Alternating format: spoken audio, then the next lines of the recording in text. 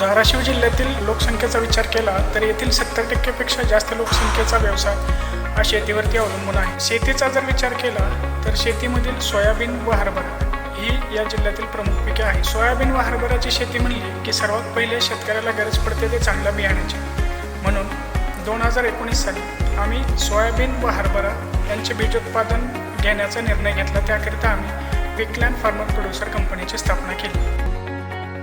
बीज उत्पादन कार्यक्रमाची सुरुवात केली, पण शेतकऱ्यांचा खरेदी केलेला माल कुठे ठेवायचा व त्यावर प्रक्रिया कशी करायची हा खूप मोठा प्रश्न आमच्यासमोर उभा होता.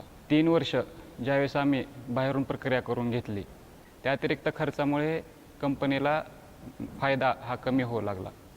त्याच्यानंतर आम्ही स्वतःचं युनिट उभारण्याचा आम्ही निर्णय घेतला.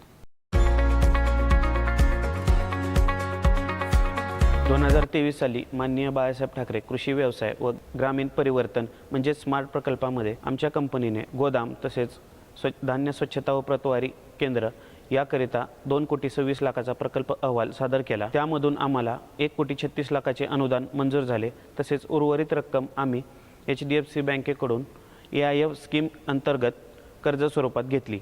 या प्रकल्पामुळे कंपनी पंचकृषीतील शेतकऱ्यांना तसेच कंपनीच्या सभासद शेतकऱ्यांना चांगल्या प्रकारचे उच्च प्रतीचे बियाणे उपलब्ध झाले आहे. कंपनीच्या बीजोत्पादन कार्यक्रमामध्ये सहभाग नोंदविल्यामुळे शेतकऱ्यांना चालू बाजारभावापेक्षा 300 ते 400 रुपये प्रति क्विंटल इतका अधिकचा दर मिळत आहे.